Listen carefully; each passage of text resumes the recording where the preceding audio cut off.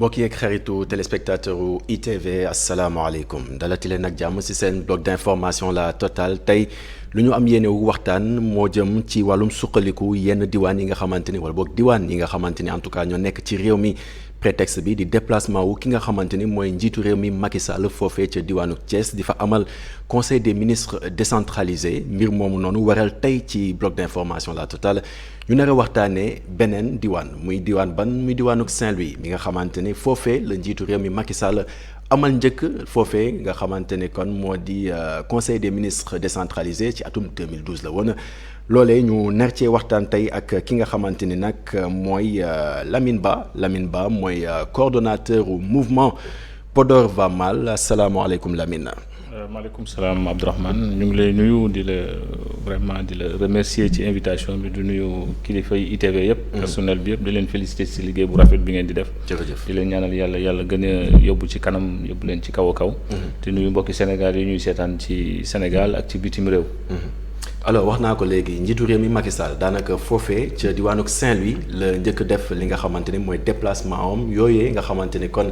moo nekkoon ay conseil des ministres décentralisé foofee la ko njëkk def ci atum 2012 si weerum juin tey jii nii mu jëm ci foofee nga xamante ni mooy diwaanu Thiès tey jii dañuy xaw a def li nga xamante ni en tout cas mu xaw a tudd wàllum bilan ak ki nga xamante ni mooy Lamine Ba balaa ñoo xuus si waxtaan wi dañuy tàmbali ce mouvement bi nga xamante ni moom nga jiite foofee ca Podor di Podor va mal man li ma bëgg a xam njëkk mooy Podor va mal la ñu war a wax wala vision Podor émergent. non en fait Podor va mal la ñu war a wax parce que jàpp nañ ni Podor va mal comme ni ñu ko xamee ñu ngi ko créé en 2011 c'était après le mouvement du 23 juin après mobilisation citoyenne bi amoon ci la ñu créé woon mouvement Podor va mal. en 2011. C'était par rapport suite à ci benn constat bi ñu defoon. comme ni nga ko waxee ci diwaan yu bëri dañ leen fàtte woon particulièrement diwaanu Podor. te département de Podor bokk ci région de Saint-Louis di nga ko waxee. ñu jógoon nag taxaw wax fàttali njiit yi fàttali gouvernants yi fàttali autorités yi que vraiment département de Podor mérité na beneen xaru kanam bu dul xaru kanam bi muy dund. boobu 2011 la woon ñu amoon ci yaakaar ak président Macky Sall. pour su ñëwee am ci yaakaar dina mën a soppi xaru kanam mu Podor xaru kanam mu vallée du fleuve Sénégal xaru kanam région de Saint-Louis. comme ni nga ko waxee xam naa suñu xuusee ci waxtaan bi dinañu gën a mën a def bilan bi maintenant nag. jàppoon nañu raison yi taxoon ñu fondé Podor va mal en 2011 tey waruñu woon toogaat fii di wax Podor va mal mais suñu toogaatee 10 ans 11 ans di waxaat Podor va mal tey c'est parce que am na lu bëri lu ko waral. sànq boo déggee bu baax sama question bi nga xamante ne posé naa ko wax naa vision Podor émergent dañu waxoon ne da nga soppi daanaka turu Podor va mal tuddee ko loolu lan nga ñëw ci mën a indil comme explication. non du woon xam nga le mouvement Podor va mal il restait le mouvement Podor va mal. taxaw nañu remercier le président de la République féliciter ko ci jéego yi mu def ci département de Podor parce que nit aussi nga bëgg ko nga bañ ko nañ ko nangul ni vraiment dafa am benn vision bu mu taxawaloon ci Podor. mooy le désenclavement de l'île à Morphil. jàppoon nañu le premier casse-tête. le premier problème bi ñu waroon régler au niveau du département de Podor c'était les infrastructures. ñu jàppoon ni vision boobu jot nañu accompagner ko jot ko ñu gunge ko jot ko ñu féliciter ko ci loolu te ku dëkk Podor kuy dem Podor xam ne ni le désenclavement de l'île à Morphil même su fekkee c'est pas encore intégral nekk na une réalité. Podor moo nekk à 215 kilomètres à l'est sur l'île à Morphil. Podor département de Podor non xam nga île à Morphil ci département de Podor la bokk. effectivement xam nga dafa am la ville de Podor. mu nekk bien sûr département de Podor effectivement. parce que xam nga île à Morphil dafa nekk partie boo xam ne c'est dañ ko ceinturer ay dex ñoo ko ceinturer c'est des fleuves. parce que xam nga comme ni nga ko xamee. Podor aussi c'est presque des fleuves. le fleuve Sénégal c'est le Gayo c'est le Ngalanka c'est le genre yooyu la ay dex ñoo ko ceinturer moo tax ñu tuddee île à Morphil. lu taxoon mu nekkoon casse-tête mu nekkoon suñu xeex premier. c'est que dafa nekkoon jamono yoo xam ne île à Morphil ba avant 2012 bi président Macky Sall di ñëw. dafa nekkoon zone boo xam ne su tawoon mbënd bi su ñëwee taw su ñëwee kenn mënul génn. su dul nga jël gaal wala nga jël vedette.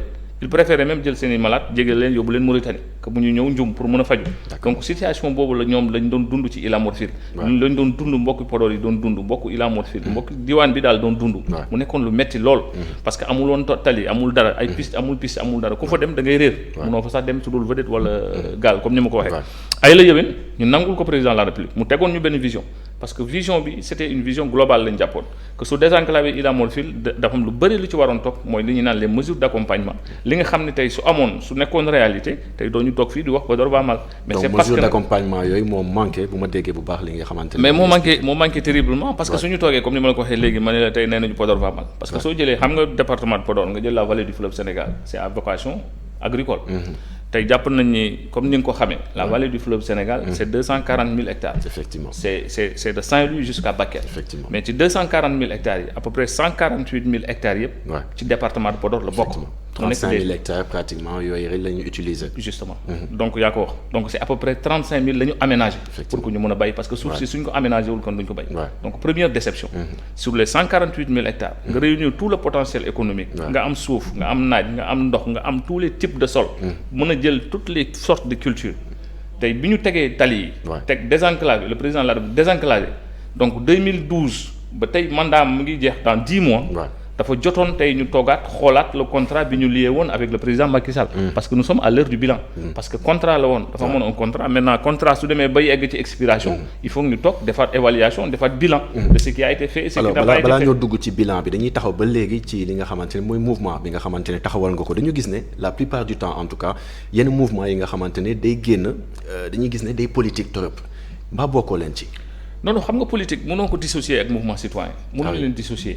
parce que citoyen bi loo mënti def plaidoyer mais quand je dis politique c'est bien clair dañuy far ci nguur wala ñu far ci opposition. non fa laa jëm c'est-à-dire man li ma bëgg wax mooy. parce que xam nga comme ni ñu la ko waxee léegi comme que mouvement bu juddu 2011. ba tey su naroon dem fenn dem na yàgg na mais li ñu soxaloon ñun comme ni ma la ko waxee léegi ñu nekk mouvement citoyen bokk ci société civile.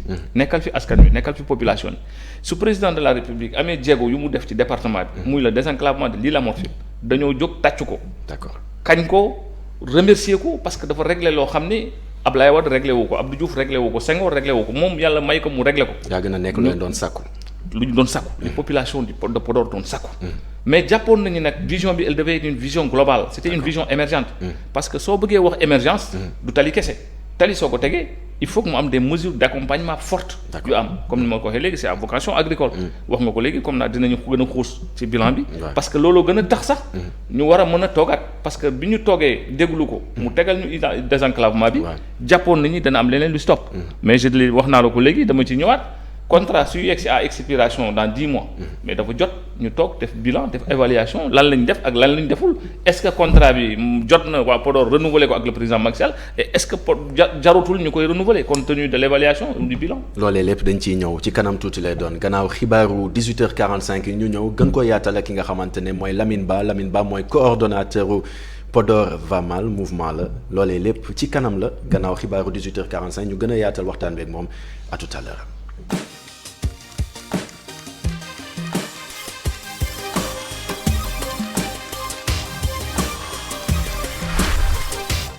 mbokk yeeg xarit yi daleen ak jàmm ci seen ñaareelu pàcc bloc d'information la totale ñu ànd seek Lamine Ba coordonnateur Podor va mal moom la ñu dalal ci seen plateau bloc d'information la totale alors Lamine dañuy wéyal waxtaan wi nga gën ñu xamale ba tey ak li nga xamante ne mooy mouvement bi balaa ñu xuus ba tey ci waxtaan bi parce que bu ñu fàttalikoo ci taarix ba tey bi nga taxawalee li nga xamante ni en tout cas mooy sa mouvement bi ñu bëri dañ jàppoon da nga ànd nag ki nga xamante ne mooy Mamadou Racine Sy ci jamono ji nga xamante ne en tout cas yaa ngi doon wax ne soxna soosu di ki fi nekkoon maire en tout cas moom dafa nekkoon en tout cas koo xamante ne bilan am c'était pas trop fameux mbir moomu noonu finalement noo ci mujjee yaa ngi ci politique wala nekkoo ci politique.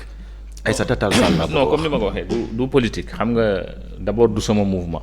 mouvement bi du man maa ko créé maa ko samay xarit yu bëri ñoo ko créé. d'accord ñu bëri ñoo ko créé. ñaata membre la à peu près ñoo ci nekk bon bëri nañu au départ bi ñu koy créé on était une quinzaine de jeunes. ñu koy créé.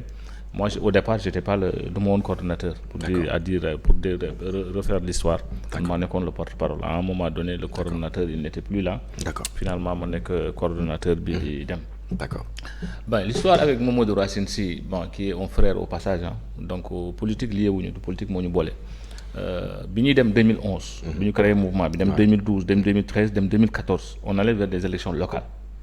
Nous, est-ce qu'on a un droit toog croiser les bras ku ci nekk commune bi nga dëkk est-ce que amoon nañ droit croiser les bras bàyyi population yi seen biir. d'accord ci loolu lañ ne ñun en tant que mouvement citoyen on a la responsabilité ku ci nekk dans la commune bi nga nekk su dee par exemple mënoo nekk candidat nga xool le meilleur profil yi nga xam ne population yi jàpp nañ ni mooy le meilleur profil nga ànd ak ñoom Ousmane Ly qui est membre était candidat au niveau de la commune de Niandane Ousmane Ly mu ngi ñuy seetaan certainement en 2014 mu nekk candidat 2014 élection locale dans sa commune mu dem mu dajeek ku ko ëpp doole financièrement ñu dóor ko j'avais Assane Demba Fall qui voulait être candidat au niveau de la commune de Ndioum, malheureusement mujjul dem, mais il était parti sur benn listam au nom du mouvement citoyen mu dem nekk mu am conseil départemental. D'accord. Man au niveau de la commune de Podor fi Racine nekkoon candidat. Man dama jàppoon avec les populations période 2014 que le meilleur profil pour sortir Podor de sa situation c'était d'accompagner le président Racine à ce que mu nekk maire de la commune de Podor parce que jàpp nañ mais bokk ci société civile di gunge ak politiciens itam. mais non c'est-à-dire que c'est du loo xam ne c'est mënu. ñu bëri dañuy jàpp ne ci politique nga bokk. non c'est pas contradictoire xam nga lu tax parce que fi ñuy régler les questions. quand tu n'es pas présent. doo mën a changer le cours des choses tey. xam nga wax naa ko quelque part ma ne la posture de Guy Marius Sagna je l'ai tellement critiqué mais avec un peu de recul je me suis rendu compte que li mu def c'est une meilleure posture tey c'est pas parce que je suis membre de la société civile que j'ai pas mot au chapitre j'ai pas le droit de participer fi ñuy def tey Guy il est député tey li mu doon ñi mu doon ñaxtul les mécaniciens les paysans les artisans dans la rue les employés licenciés su demee assemblée en tant que tey au nom de sa posture de député c'est le cadre idéal pour que mu gën a mën a porter doléance. D'accord. Et ñun bi ñu demee man personnellement je regrette pas cet acte là je l'ai accompagné pour mu nekk candidat jàppoon nañ ni que madame Aïssata Tall Sall que je salue au passage au ministre des Affaires étrangères période boobu elle venait de se terminer un mandat en 2009 ñëwaat bëgg a dem 2014 nous avions pensé. ci jamono jooju nga jàppoon ne amul li nga xam ne mooy bilan. très bien jàppoon nañ ni après 2 mandats. il était question que tey mu mën a libérer le plancher parce que jàppoon nañ ni. quand tu es maire et puis elle était dans l'opposition aussi. mënoo nekk maire dans l'opposition quelles que soient les ambitions yi nga am. quelle que soit la volonté bi nga am mën a développer une cité. D'accord. ñun jàppoon nañu am Racine Sy comme homme d'affaires en tant que homme d'affaires avec son carnet d'adresse. waroon nañu mën a jàppale à ce que mu nekk maire pour que ñu mën a changer la situation. Aujourd'hui est-ce que situation bi xaw na changer. Il est maire. Il vient de boucler 10 mois de magistrat on attend de voir. Parce que mu ngi soog a nekk maire comme les autres maires. ku ci nekk dans ton coin tu es en train de faire ce que tu peux faire. Maintenant à l'heure du bilan on fera le bilan. Mais il est maire mu ngi nekk tey la ki ngay cité léegi Aïssata Tall Sall. Elle est sortie par la grande porte. Elle n'est même pas partie en compétition. ci élection yi elle s'est retirée au profit de son frère Racine. qui est maire aujourd'hui. Maintenant nous aussi on l'attend au terminus. Parce que quel que soit Alpha même suñ ko jàppalee même suñu ànd ak moom. à l'heure du bilan da ngeen def recul di seetaan. Justement à l'heure du bilan aussi. on aura notre mot à dire su fekkee Racine tey li ñu doon xaar ci moom def na ko. mais on applaudira su fekkee li ñu doon xaar ci moom defu ko aussi. comme les autres maires aussi dans leur commune avec les compétences transférées on dira. D'accord Lamine alors ngeen taxawal li nga xamante ne mooy seen mouvement boobu depuis 2011 depuis bi ngeen taxawalee mouvement bi lan ngeen xeex ak lan ngeen jot loo xamante ne en tout cas mun ngeen ko teg ci loxoy askanu Podor. Le désenclavement de l'île à Morphil. D'accord. C'était le casse-tête wax naa la ko léegi. te ce qui nous conforte dans ça bi ñuy Alioune Badara Cissé de recevoir en 2012. en tant que mouvement citoyen yàlla na ko yàlla xare àjjana. on avait un document. bu ñu defaroon au sortir d'un forum. pour dire voilà ce qu'il faut faire pour sortir Podor département de Podor du sous-développement des difficultés yu mu nekk. C'était première phrase premier paragraphe bi c'était le désenclavement de l'île à Morphil. mais bi ñu demee. Alioune Badara Cissé bon su ma ko xamoon indaal document bi. il a dit je m'engage au nom du candidat Macky Sall une fois élu président de la République à faire le désenclavement de l'île à Morphil. mais on a applaudi et on les a accompagnés comme les autres forces vives de la nation mais bi ñu demee au moins ça il l'a réglé wax naa la ko léegi le désenclavement de l'île à Morphil même su fekkee tey c'est pas encore intégral le désenclavement de l'île à Morphil à 80% mën nañ ne ak jot na. maintenant tey waruñu woon toog fii di wax Podor maa mag. dañu waroon toog tey di naan Macky Sall gongo wala ñu naan le régime a atteint ses objectifs. c'est la raison pour laquelle ma posé question boobu. parce mais que toog nañu ay at en tout cas dégguñu leen. mais c'était normal quand quelqu'un vient d'être élu 2012 2013 2014 il s'engage pour le désenclavement de l'île à Morphil jàppoon nañu avant que 12 ans di jot avant 13 ans di jot. que les choses que ñi nga xam ne dañ ko doon xaar au-delà du désenclavement de l'île à Morphil dana am mais mon frère figure-toi comme li ma la ko waxee léegi. Depuis que Macky Sall est au pouvoir 2012 bi ñu defee le désenclavement les mesures fortes d'accompagnement amul depuis 2012 aucun mètre carré n'a été aménagé dans le département de Podor avec 148 000 hectares 2012 2022 def na fukki at ak benn def na 11 ans plutôt presque 12 ans mën nañ ne 12 ans parce que 2023 mu def 11 ans mais ngeen bàyyi ba 11e année bi ngeen doog a génne. non c'est pas 11e année bi. on a commencé à parler, on a commencé à élever la voix bi mu jotee. moom laa la wax léegi. nous sommes à l'heure du bilan. xam nga tey suñu président Macky Sall su jógee Thiès apparemment il doit aller dans la région de Saint-Louis. mais c'est l'occasion de poser les problèmes, c'est l'occasion de poser les préoccupations en rapport avec les paysans, les producteurs, les populations de Podor ñi nga xam ne ñooñu yebal. parce que ñun aussi tooguñu Dakar rek. dem nañ fi tournée bu yàggul. on est allé dans les villages les plus reculés. dem nañ fa dugg xool jafe-jafe yi. xool fa ba gis fa li nga xam ne mosuñu ko imaginer. wax naa la ko léegi quand on te dit que tey même pas mètre carré jotuñu ko aménager dans le département avec ce potentiel bi mu am ci terre yi. mais c'est un problème. donc kooku lan lañ mën a wax. suñu fa jógee tey jëlal j'étais wax naa la ko léegi nee naa la Podor mën nga ko analyser sous 3 angles. nga jël l'aspect agricole, nga jël l'aspect santé, jël l'aspect éducation, jël l'aspect chômage. On fait le bilan. Hormis le désenclavement de la morphine, mën naa jàpp ni tey c'est un échec. Sur le plan agricole, c'est un échec. Sur le plan sanitaire, c'est un échec. Et je te dis pourquoi. Potentiel bu rëy bi nga xam. potentiel bi ñu am yëpp. tey suñu leen à part l'aménagement là, je cite des exemples. koo xam ne ñoom mënuñu ko démentir. et au passage nga may ma remercier un peu les plateaux de télé comme ITV yi ñu mayoon occasion depuis quelque temps ñuy génn. parce que ça a eu un impact. ça a eu des échos. on aurait appris, et c'est vrai, que le sous-préfet de l'arrondissement de Gamadji a convié tous les producteurs au niveau de la salle de délibération de Gamadji pour lan wax leen lan discuter ak ñoom leurs préoccupations wax nga ma ko léegi. 12 ans après tu appelles les producteurs pour leur demander leurs problèmes. Un sous-préfet qui sort, qui convoque les producteurs, il y a un problème. Quelque part il y a eu un impact. Quelque part li ñu alerté dégg nañ ko. c'est le même sous-préfet de l'arrondissement de Saldé et tout ça l'a fait au niveau de la commune de Pété. donc loolu aussi leen woowoon juste pour waxtaan. 12 ans après nga woo ay producteurs pour wax leen. malgré seen i jafe-jafe nga wax leen. et la preuve à Pété hier à Pété un paysan s'est levé pour dire au sous-préfet avec ses services yu mu àndaloon que sonn nañu ci discours yi sonn nañu ci discours yi. toujours c'est la même chanson. on veut de quelque chose de concret. demal cette zone. moi mais justement pour parler de quelque chose de concret. jiitu réew mi ñëwoon na foofee nga xamante ne mooy Saint-Louis génnee fa wala bokk fas yéene leeraloon en tout cas benn besoin en financement ci région boobu noonu lu toll ci 306 milliards de francs CFA.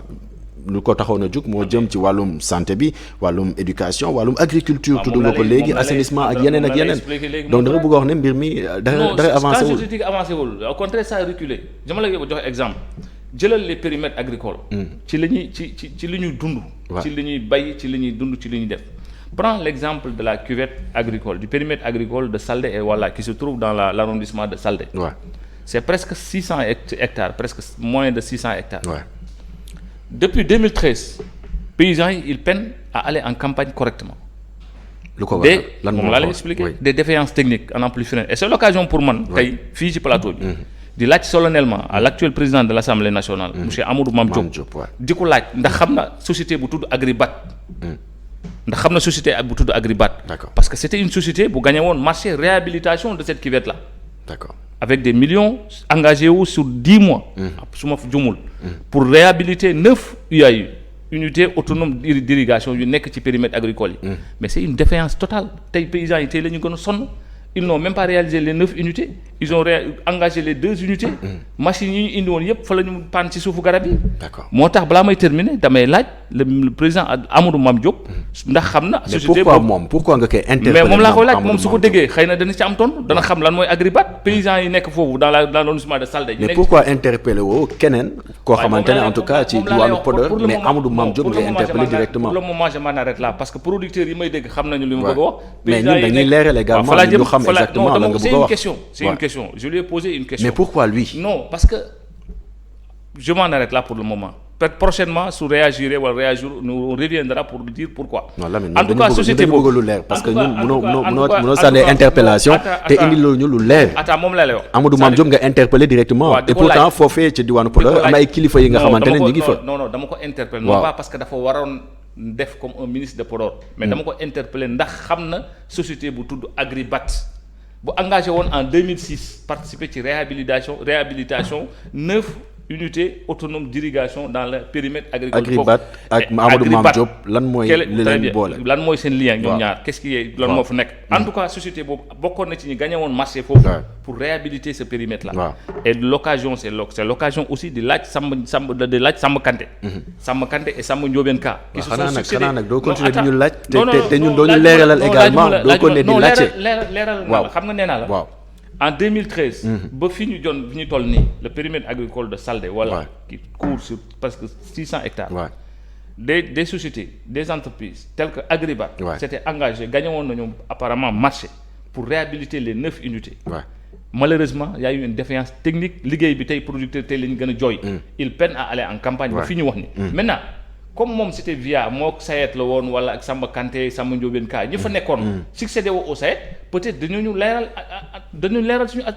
suñu lanterne par rapport à ça parce que les paysans sont fatigués aujourd'hui ils peinent à aller en campagne mënuñu dem campagne qu'est-ce qu'il faut faire d'abord il y a un problème d'aménagement li ñu daj jot a defar foofu dara baaxul ci liggéey bi ñu fa defar dara baaxul et là nañu dem laaj producteurs yi nekk dans le périmètre agricole de Saldé et voilà c'est des problèmes extraordinaires paysans bu mënul dem campagne confronté à des difficultés de financement, confronté à des difficultés d'irrigation, confronté à des difficultés de stations de pompage. Ça, c'est la catastrophe. Mënuñu dem campagne. C'est le même cas au Sodemé Médina Ndiaye bi pété. C'est la même chose au Sodemé dans la commune de Mbolo Birane. Ma wàcc tuuti ma dem dans la commune de Ndioum. Le périmètre agricole bu nekk dans la commune de Ndioum. D'accord. La station de pompage bi fa nekk ça date de 83 station de pompage mooy xëcc ndox mi di irriguer tool yi. D'accord. Station de pompage bu ñu def depuis 1983. état bi désengagé wu bàyyi ko ci paysans yi. D'accord. pour que ñoom ñu gérer entretien. Imagine-toi. Une seule pompe coûte autour de 50 millions. soo bëggee paysans yi nga ni leen yéen gérer leen lii. avec des terres mal aménagées avec des problèmes de financement avec des problèmes d'électricité fi may wax ak yow. À Ndioum tu as deux phases yoo xam ne. bii 27 millions d'adhérés à la Sénélec. bii 80 millions d'adhérés à la Sénélec. te Sénélec du ci caaxaan du ci badine tant que fayu leen ou bien ngeen accordé wu ci moratoire. balaa ñu gën a xuus ci loolu dama bëgg ñu arrêté ci benn mbir ndax da nga tudd koo xamante ne autorité la kilifa la ci réew mi président assemblée nationale nga tudd benn société boo nga xamante ne nee ngeen dafa gagné ab marché muy Agribat boobu noonu lan mooy lien ak Amadou Mame Diop. C'est ça que je dis tout à l'heure ma ne j'interpelle Amadou Mame Diop. di ko laaj. J'ai le droit en tant que Sénégalais. En tant que Podorois. Mais nous on a envie de comprendre également. Les téléspectateurs ont envie de comprendre. Justement ils vont comprendre après. nee naa dama ko laaj quelle est la relation est-ce que dafa am relation ak Agribat lan la ko entreprise boobu di wax. D'accord. Maintenant libre à vous maintenant de pousser vos investigations pour voir. Maintenant ce que je veux dire c'est que c'est des périmètres qui devaient être réhabilités. Malheureusement la liggéey bi dara baaxu ci. Les paysans yi tey la ñu gën a souffrir. D'accord nga dem dans la commune de Ndioum comme je t'ai dit tout à l'heure là où le ministre de l'éducation est maire. Mais ce qui fait mal ces paysans là ma lay wax ni ay bor la ñu yore. ñoom ñooy def seen gymnastique pour dem fay bor yi pour mën a taal Sénélec ñu mën a fay. pour ñu dem am financement au niveau de la banque. CNCS pour ñu dem campagne. tey seen station de pompage bi waroon irriguer je le dis parce que ci difficulté yu ñu dund la. mais jeunes joints yi la station de pompage joints yi yàqu na. ay sagar lañ koy téye bi ñu teg ci dex bi pour mu indi leen ndox. maintenant. wàllu mbay mi daal doon na loo xamante ne daa sooxe jamono ji foofee ci Podor te warul sooxe. mais c'est pire encore. c'est pire tu sais pourquoi c'est pire quand des paysans peinent à aller en campagne. su ma la waxee de la commune de Ndioum comme je t'ai dit. les responsables politiques leur ont tourné le dos les autorités leur ont tourné le dos. quel que soit maintenant seen insuffisance seen manque d'organisation. mais les maires même su dee du seen compétence à transférer ils ont le devoir en tant qu'autorité en tant que responsable. d'accompagner ces paysans. tey la seule fois. bi le ministre le maire de Ndioum Cheikh Oumar Anne je le cite nommément qu'il a reçu les paysans de Ndioum les paysans de Ndioum c'était à la veille des élections locales boobu ils avaient un problème de bor au niveau de la banque de 48 millions. D'accord. Pour fay suñ ko fayul woon du ñu demee campagne maintenant Cheikh Oumar maire allant aux élections il s'est débrouillé pour leur trouver un compte moo xam ne moo garantir seen port boobu au niveau de la banque pour que ñu looloo tax ñu dem campagne daw. tey fu mu toll nii ils sont laissés à eux-mêmes. D'accord. Demal dans le périmètre de Aéré Lao où le DG Mountaga Sy est maire, DG du port, où il est maire. Pendant qu'il danse et chante avec Youssou Ndour ici, au port, les paysans d'Aéré doivent doivent chercher 6 millions. D'accord. 6 millions pour def acompte au niveau de la banque. ñu mën leen lebal xaalis pour ñu mën dem campagne. te campagne contre saison. je termine là-bas. campagne contre saison. c'est du recommandé entre le 1er et le 15 février. soo ko deful tu n'iras pas en campagne contre saison. et campagne contre saison ku ci demul c'est la famine qui s'installe. tey quand tu es dans un potentiel aussi important dans le département de Podor, tu as ces fleuves yi ma la wax. tu as autant de fleuves. tu as autant de sol. type de sol qui moo xam ne mën na jël toutes les cultures. même le blé bi président Macky Sall demoon commandé au niveau de la Russie. mais le blé se cultive au Fouta. si on aménage ces terres là y a le type de sol bi fa nekk boo xam ne mën na ko gérer. on a l'impression que en tout cas ñi nga xamante ne mooy mbay mi te mu nekk foofu noonu activité bi nga xamante ne en tout cas waa Podor ñi ngi koy gën a def foofu noonu daa mel ni autorités yi kon bàyyi ñu ci bopp mais bàyyi ñu ci xel. mais c'est un échec moo déggee en tout cas. mais c'est un échec total de la politique du président Macky Sall. quand on parle d'émergence 43% du PIB foofee ca Podor. justement quand on parle d'émergence quand on parle de souveraineté alimentaire quand on parle de sécurité alimentaire président de la République moo koy wax. on ne parle d'émergence que quand qu'on a la capacité de gérer la souveraineté alimentaire. Comment on peut gérer la souveraineté alimentaire alors que les terres ne sont pas aménagées? Comment on peut gérer la souveraineté alimentaire alors qu'on n'a pas géré la maîtrise de l'eau? Comment on peut gérer la souveraineté alimentaire alors que les paysans peinent à aller en campagne? Ils ont des problèmes au niveau de la banque, ils ont des problèmes au niveau de la Sénélec. Et c'est la réalité, c'est dans les 4 arrondissements. So demee dans l'arrondissement de Thillé Boubacar, c'est la même chose. So demee de l'arrondissement de Gamadji, Saldé, Kaskas, c'est le même constat. kon yow bu ma déggee bu baax li ngay wax bu sànq maa ngi koy fàttaliku si sama tàmbali émission. En tout cas si tàmbali bi li nga xamante ne mooy conseil des ministres décentralisés yi jiitu réew mi Macky Sall foofee ca Saint-Louis la ko defee daa mel ni kon projet yi nga xamante ne xamle woon na ko foofee ca Podor en tout cas gisoo leen tere. mais moom la lay cité nii. si suñu échec la total. ça je maanaam dañu doon dem sur waxtaan après sur le plan agricole tey allez faire un reportage allez poser la question aux producteurs qui sont dans la vallée. dama laaj leen ñu nekk précisément dans le département de Podor et département de Podor chance bi mu doon mooy sur les 240 000 qui couvrent de Saint-Louis jusqu'à Bakel les 148 000 hectares c'est dans la commune c'est dans le département de Podor. Mais nous, quand on te dit que même pas 30 000 ou 40 000 hectares n'ont été aménagés, c'est la catastrophe. Tu vois, on dépasse l'aménagement. 35 000. Ça, c'est un problème, c'est un paradoxe. Pendant ce temps, on nous importation. Pendant ce temps, on nous parle de souveraineté alimentaire.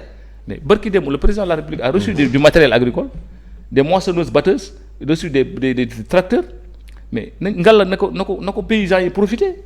tey fi ma lay wax ak yow dans l'arrondissement de Saldé les paysans suñu bëggee soxlee moissonneuses batteuses mais à part les petites batteuses là c'est des gens qui viennent d'aérer qui viennent dans le Toro pour dem dans ce arrondissement ñu fay ñu defaral leen ko pendant ce temps moissonneuses batteuses yi ñu naan président de la République indi na ko mais ngalla na xalaat les paysans de Podor les tracteurs là ñu yóbbu ko à bonne destination ñu bañ ko jox des gens qui les intermédiaires yu koy capter ci diggante bi paysans yi duñ ko gis tey suñu dugalee le matériel agricole qu'il faut dans la vallée du fleuve dugal fa la def aménagement boo xam ne bu sotti la. mais malheureusement à 10 mois est-ce que nit yu koy bay itam ñu ngi foofu. déggoo li ma la wax les gens déggoo li ma la wax li ma lay citer léegi. ces périmètres là c'est des gens qui sont là-bas tey malheureusement ay 20 ar ngay dégg ay 0,20 ar ngay dégg ay loolu ngay dégg. mais tout ce qu'ils demandent. c'est l'accompagnement de l'État. li ñuy laaj tey yomb na c'est l'aménagement des terres que les terres soient aménagées. juste ça li ñuy laaj c'est la maîtrise de l'eau ñu bañ a di dépendre ci Sénélec. mais du loolu kese du agriculture bi kese mooy seen jafe-jafe en tout cas leneen li nga xamante ne population yi nekkee foofu ñu ngi koy gën a jëfandikoo comme activité moo jëm itam ci wàllum élevage. élevage bi itam loolee. mais c'est pire encore ah oui mais c'est pire encore va dans la zone sylvo-pastorale mon frère nga xool suñu mbokk pël yi lu ñu fay def ci ci meew lu ñu fay def ci meew bi. c'est des milliers c'est des centaines de litres de lait. mais amuñu des unités de conservation et de transformation laitière lan la ñuy def seen i bidon de 20 litres la ñuy dem ci luuma yi di ko brader à vil prix loolu moo fa am c'est la zone sylvo-pastorale loolu moo fa am. loolu su amul des unités de conservation et des unités de comment dire de transformation laitière tey waroon na am importation laitière bi ça nous coûte combien de milliards. Pendant ce temps on pouvait développer ça dans la zone sylvo-pastorale. paysans yaa ngi foofu demal foofu ci jéeri yi nga xool ils sont fatigués ils ont des problèmes de santé il y a pas de case de santé ils ont des problèmes de forage fi ma yoo ak yow tu vas dans la commune de Médina Diagne où Demba Ba est maire l'actuel député du département de Podor. tu vas dans un village qui s'appelle Waaw Waaw. village bi Waaw Waaw la tudd. depuis Covid bi ñu leen tëjee ba léegi ils ont un problème d'eau seen forage bi dafa panne ils font 12 kilomètres pour am ndox 12 kilomètres pour am ndox village bi Waaw Waaw la tudd noté ko. dans la commune de Médina Ndiaye où le maire Demba Ba est député et maire et pendant avant à la veille des élections ñëw na fa moom solliciter seen suffrage ne leen dans quelques semaines dinañ ko régler deful dara le président du conseil départemental au lieu d'aller faire le tour de distribuer ay bacs à ordures dem na ba ci village boobu nee na leen dans quelques jours dina am mais ça fait 6 mois 1 an. président du conseil départemental Mamadou Dia.